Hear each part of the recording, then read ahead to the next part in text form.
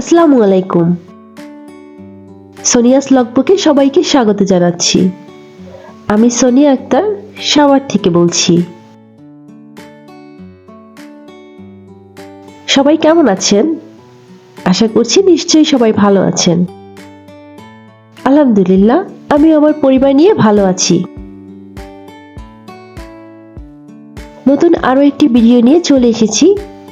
আশা করব আপনাদের কাছে ভালো লাগবে। সকাল সকাল ভিডিওটি শুরু করেছি। আজকে সকালে নাস্তা তৈরি করব, সেখান থেকে ভিডিওটা স্টার্ট করেছি। এই যে আমি শীতের সবজি নিয়ে নিয়েছি, মানে হচ্ছে শীতের সবজি বলতে সিম, বাঁধাকপি, ফুলকপি, তবে আমি এগুলো সবগুলো নেইনি। গাজর আর সিম আর আলু এই তিনটা মিলিয়ে আমি একটা ভাজি করব, তো সেটাই আমি এখানে নিয়ে নিয়েছি। তো গাজর এখানে আমি অর্ধেকটা নিয়েছি, পুরোটা নিব না। আর এখন কিন্তু খুব সকাল না, 9টার মতো বাজে।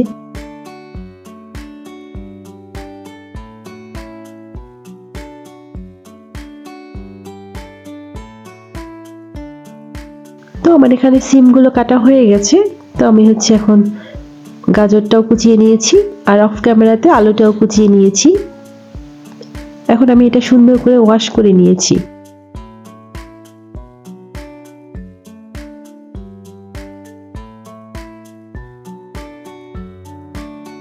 আর কড়াইয়ে তেল গরম করে আমি এতে পেঁয়াজ কুচি দিয়ে দিব।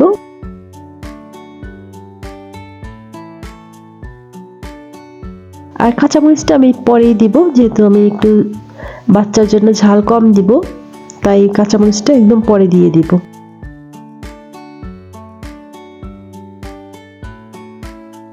সবাই যেভাবে রান্না করে আমিও ঠিক সেভাবেই রান্না করি, আলাদা কিছুই না।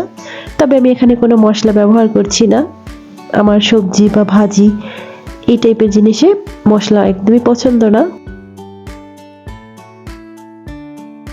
শুধুমাত্র হলুদ আর লবণ আর পেঁয়াজ কুচি এটা দিয়ে আমি এখানে ভালো করে একটু কষিয়ে নিচ্ছি।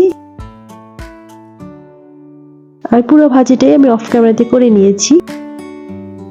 আর গতকালকের আমার কিছু রুটি ছিল, সেটাই আমি এখন ভেজে নিব। আমরা যেহেতু বাসায় লাল আটা নিয়ে আসি, তো সেটা দিয়েই আমি এখানে রুটি করে নিয়েছিলাম।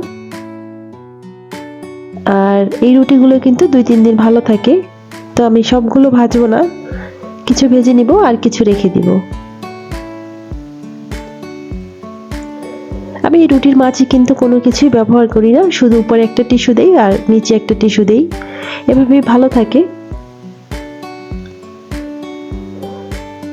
আর একে একে আমার এই কিন্তু সবগুলো রুটি ভাজা হয়ে গিয়েছে।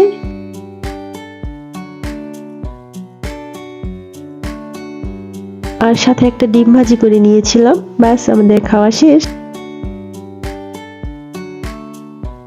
আর যেহেতু আজকে আমার হাজবেন্ড বাসায় ছিল, তো এই চাটা কিন্তু সেই করেছে। আপনারা হাতটা দেখলে নিশ্চয়ই বুঝতে পারছেন। সে নিজে চাও বানিয়েছে, আবার সাথে হচ্ছে এটা ভিডিও আকারেও রেখে দিয়েছে। তো আমার কিন্তু খুব ভালো লেগেছে, তবে সাথে যদি পরিবেশনটাও দেখাতো তাও কিন্তু আর ভালো লাগতো, তবে সেটা আর সে দেখায়নি। তো আমি আর এই জিনিসটা বাদ দেইনি, রেখে দিয়েছি। আর নাস্তা করার পরে আমি আসছি ওয়াশ বেসিনটাকে পরিষ্কার করে নেওয়ার জন্য। তো চিন্তা করলাম আজকে আপনাদের সাথে এটাও শেয়ার করি। হয় কি, একজনের কাজ যদি আমরা দেখি, আমি যেমন অনেক আপুদের ভিডিও দেখতে গেলে যদি দেখি তারা অনেক কাজ করে, অনেক সুন্দর সুন্দর কাজ করে, কিভাবে কাজ করে দেখলে মনে হয় কি আমি নিজের কাজটাও তাড়াতাড়ি করে ফেলি।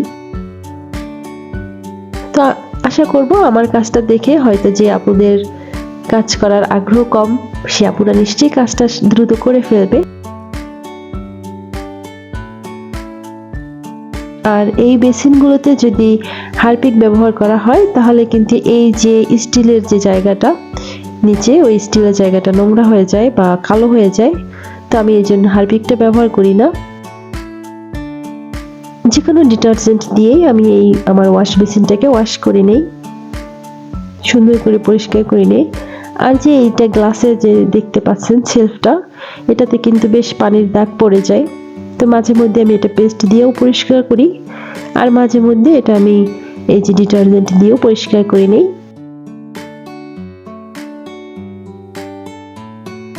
আর আয়নাটাও ভালো পরিমাণে নোংরা হয়েছিল, তো এটা আমি পরিষ্কার করে নিলাম।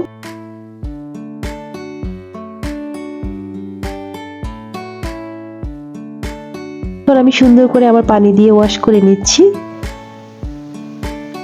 পানি দিয়ে ওয়াশ করার পরে আমি আবার একটা ভেজা টাওয়াল দিয়েও মুছে ফেলবো। সাথে সাথে মুছে ফেললে পানির দাগটা আর বসে যায় না, তাই আমি যখন যেদিনই পরিষ্কার করি সাথে সাথে আবার একটা ভেজা টাওয়াল দিয়ে এটা মুছে ফেলি।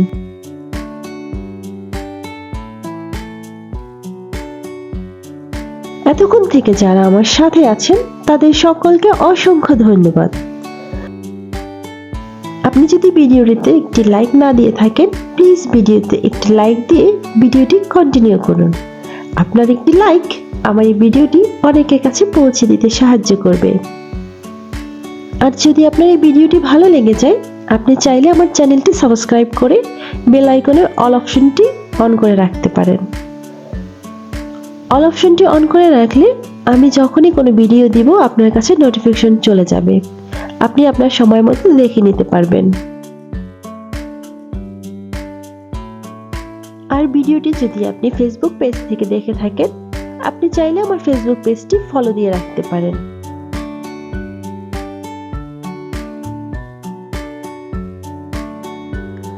আপনাদের সাথে কথা বলতে বলতে আমার কিন্তু এই ওয়াশ বেসিনটি পরিষ্কার করা হয়ে গিয়েছে এবং জায়গার জিনিস জায়গায় রেখে দিয়েছি।